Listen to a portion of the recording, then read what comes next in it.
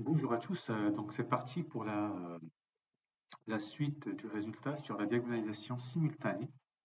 Donc après la première partie, où on a rappelé les éléments de base et on a démontré euh, que si j'ai deux endomorphismes qui commutent, alors le sous-espace propre de l'un est stable par l'autre.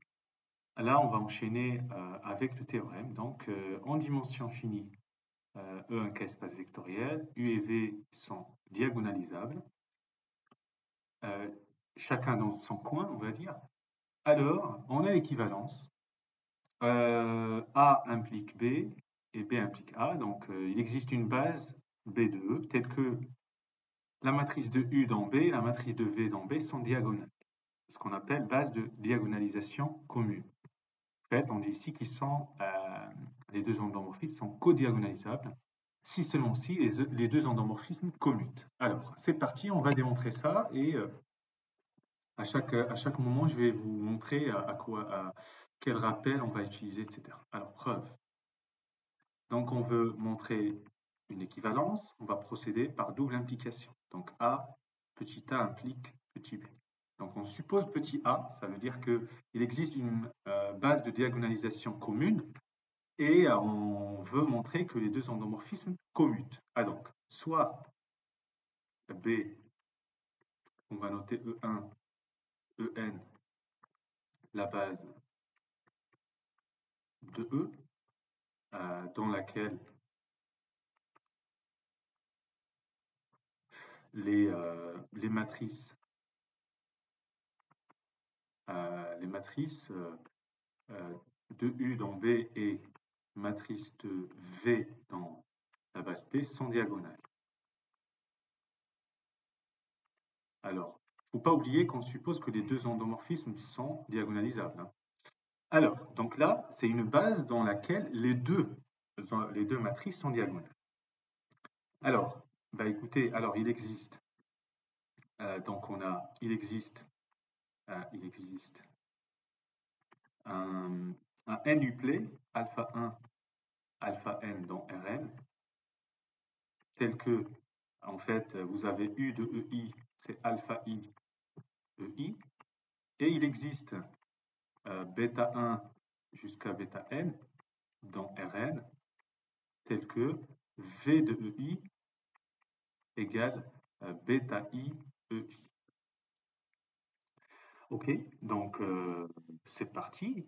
Maintenant, on veut montrer que les deux endomorphismes commutent. Alors, bah, écoutez, on va essayer, de prendre alors soit donc pour i dans les entiers de 1 à n, on va appliquer u rang v en ei.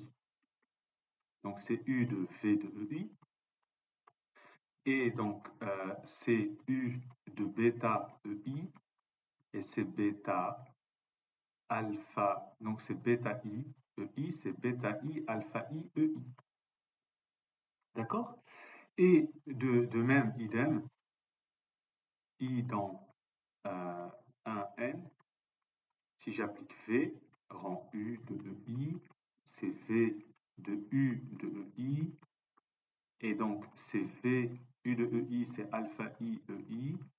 Alors ici, je ne l'ai pas dit, mais comme u est linéaire, donc j'ai fait sortir le bêta i ici. Okay. Ici, je fais pareil, c'est alpha i, v de ei, c'est bêta i ei.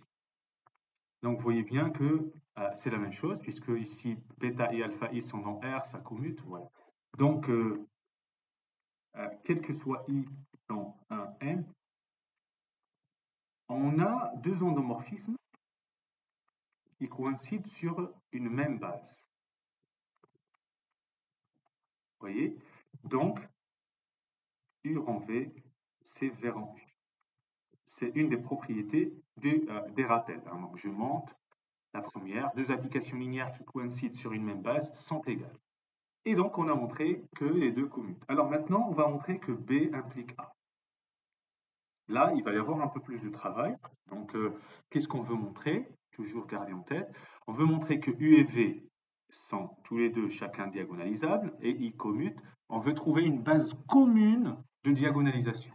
Donc, vous voyez, c'est ça la difficulté, c'est ça la différence.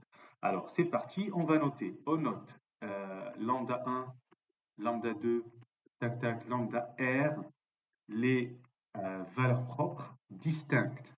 Hein. Il peut y avoir n valeurs propres, mais que R distinctes. Hein. Ça, c'est important. Distinct de U et quel que soit I dans un R, on note EI, c'est le sous-espace propre associé. UI moins lambda I identité. Voilà, les espaces propres associés. Propres associés. Très bien. Alors, par hypothèse, donc vous voyez, on va essayer de faire les choses étape par étape, par hypothèse. Qu'est-ce qu'on a? Par hypothèse, en fait, U et V commutent. U et V commutent. OK? Et donc, les EI,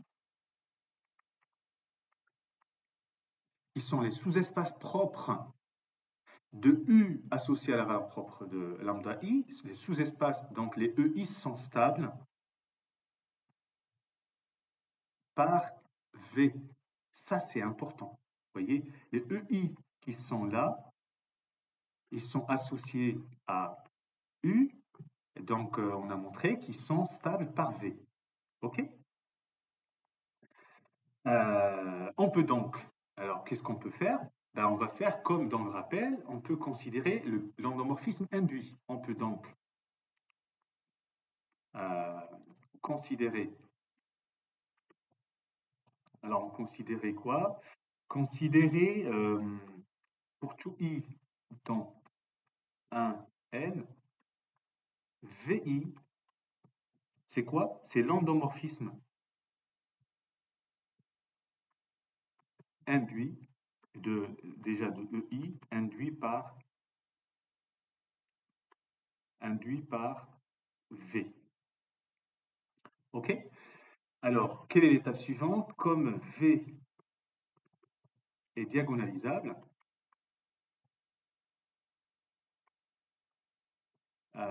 alors VI aussi, l'est aussi.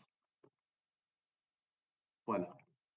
Le raisonnement est le suivant. Donc, on a un sous-espace propre qui est stable par V. Donc, on peut, donc V, voilà, on va avoir un endomorphisme induit qui va être égal à V, mais seulement sur les EI. Comme V est diagonalisable, ben les VI aussi le sont. Donc, il existe donc il existe alors une base,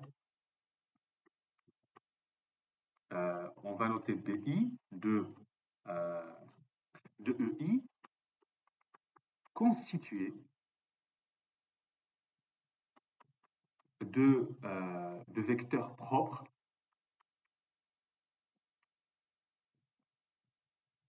de VI et sans, donc de V aussi, hein, donc de V.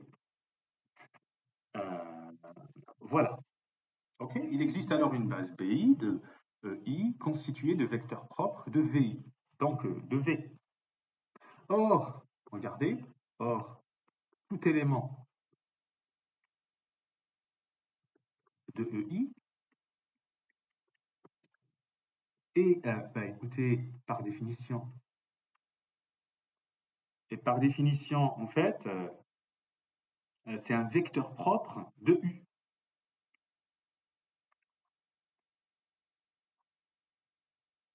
De U. Et pourquoi on a besoin de dire ça? Et en particulier, chaque élément de la base BI, chaque élément de la base BI,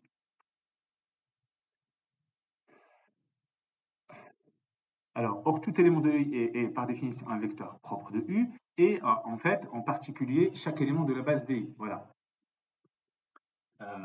Donc, qu'est-ce que ça va nous donner? Donc, les vecteurs de BI sont donc à la fois euh, vecteurs propres de U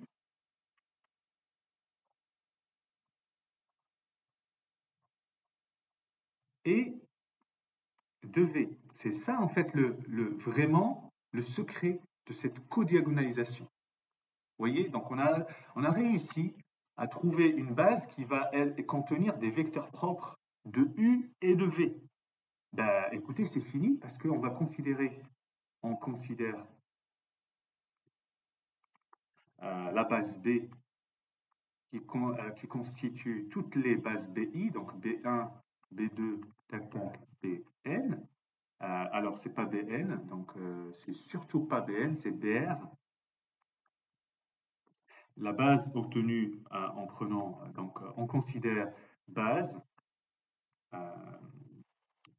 euh, à partir construite à partir des BI. OK? Bah, écoutez, puisque comme U est diagonalisable, bah, écoutez, on a E qui s'écrit somme directe, DEI, I égale 1 jusqu'à R. Et ça veut dire quoi ça? Ça veut dire donc B est une base de E.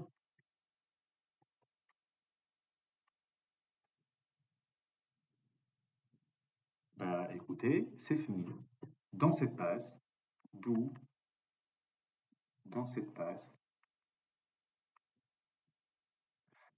B de E, les matrices de U et de V sont diagonales. Voilà. Donc, ça a permis de conclure par rapport au théorème. Voilà, je vous les développements et c'est fini. Bon courage.